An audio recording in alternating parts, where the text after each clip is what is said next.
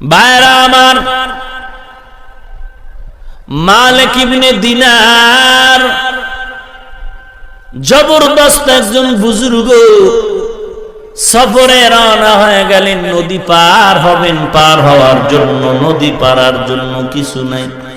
হঠাৎ করে তাকায় দেখেন একটা নৌকা নদীর কিনারায় এসে দাঁড়ায় গেল।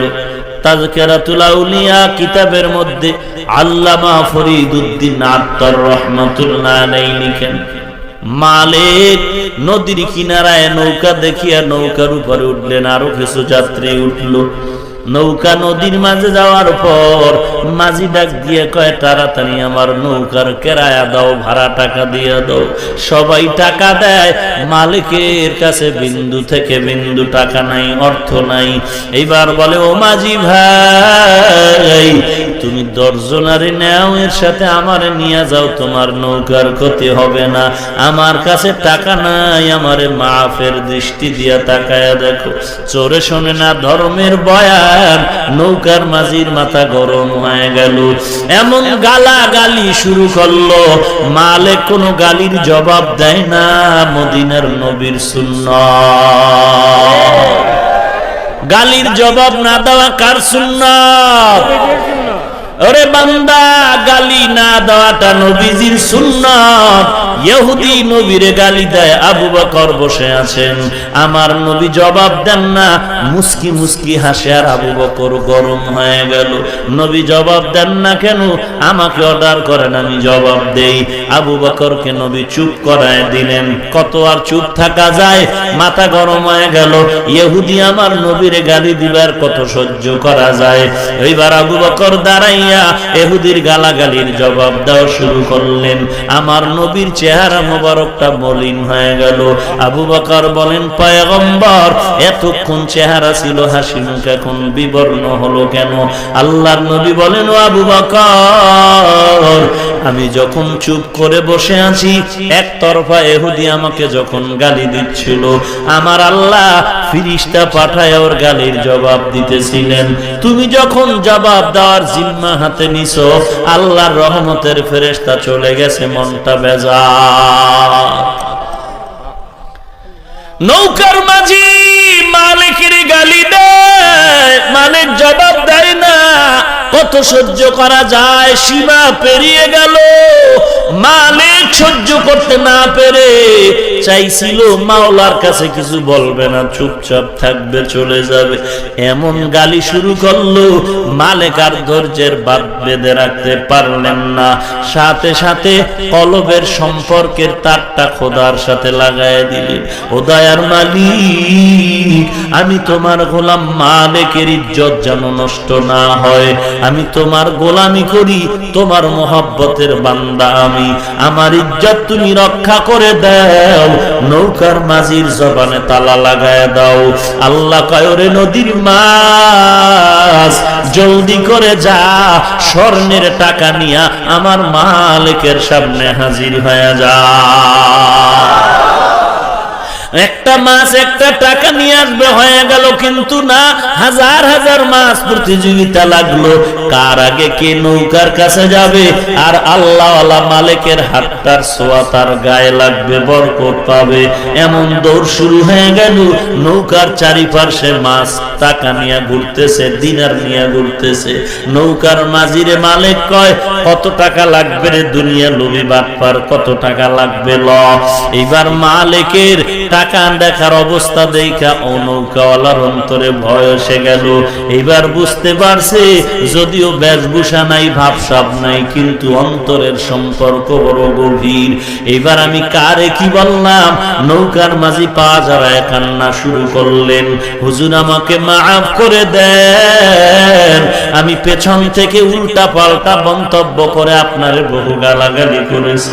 আল্লাহ বুঝি বেজার হয়ে গেল, আর আমি কোনোদিন আপনার বিরুদ্ধে কিছু বলবো না, মাফ করে দেন। মালিক মাফ করে দিলেন। এটাও কিন্তু পয়গম্বরের আদর্শ। গালি না দেওয়াটাও নবীর আদর্শ, আবার মাপ চাইলে মাফ করে দেওয়াটাও নবীর আদর্শ। মালিক নৌকা পেরিয়ে ওপার চলে গেলেন। উঠে দেখেন জঙ্গল, মাঝখানে সরু পথ। মালিক ইবনে দিনার তাকায় দেখেন একটি সুদর্শন যুবক রাস্তার কিনারায় শুয়ে শুয়ে কান্না করে, আমারে খানা দাও, খানা দাও। মালিক বলেন আমি তাকায় দেখলাম একটা কাক ঠোঁটের আগায় রুটি নিয়ে যুবকের মুখে দিয়ে চলে গেল। কার কুদরত! কিছুক্ষণ পর তাকায় দেখি আবার কাক একটু পানি নিয়ে যুবকের মুখে দিয়ে দিল, কাক চলে গেল। আমি যুবকের কিনারায় গিয়া বললাম, আরে যুবক, কই যাও, কই তোমার পরিচয় কি, তোমার পরিচয় কোথায়, তোমার ঘর? যুবক বলে, আমি আল্লাহর ঘর জিয়ারতের জন্য সফরে রওনা হয়েছি। আমার সফর সাথীদেরকে কোন একটা ঝামেলার কারণে আমি পিছে পড়ে গেলাম, হারায় গেল। বাইতুল্লাহ যাওয়া বুঝি আমার হলো না। আমি এখানে দীর্ঘ এক সপ্তাহের কিনারায় পড়ে আছি, খানা নাই। মাটিতে পড়ে পড়ে আমি আল্লাহর দরবারে খানা চাইলাম আর কাঁদলাম। কান্নার পরে আল্লাহ আসমান থেকে কুদরতি জিম্মায় রিজিকের ব্যবস্থা করে দিলেন। রিজিকের মালিককে আরো জোরে বলেন আল্লাহ।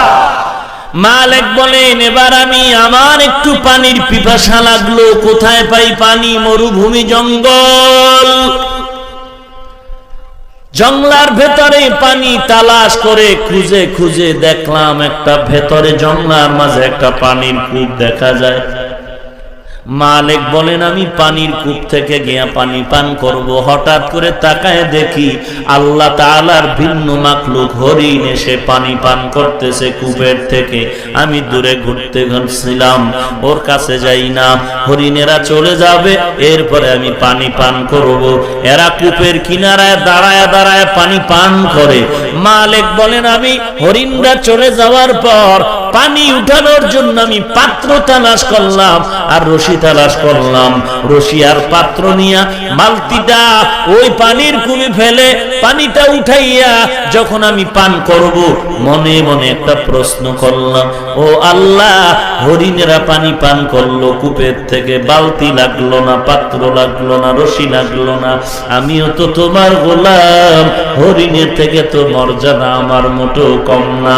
আল্লাহ গো, তুমি তো ভিন্ন মাখলুকের চেয়ে বান্দার, তোমার বান্দার মর্যাদা বাড়িয়েছো, আমি কেন পাত্র দিয়া পানি পান করতে হবে? হরিণের তো তুমি পাত্র ছাড়া পানি মুখের আগায় নিয়ে দিলা। আল্লাহ অন্তরে জবাব ঢেলে দেয়, মালিক, ওরা যেমন আমি আল্লাহর উপরে ভরসা করেছি, আমি ওদের ঠোঁটের আগায় পানি পৌঁছায় দিয়েছি। ও মালিক, তুমি যদি বালতির উপরে, পাত্রের উপরে ভরসা না কইরা আমি আল্লাহর শরণাপন্ন হইতি, আমি আল্লাহ তোর মুখে পানি পৌঁছায় দিতাম।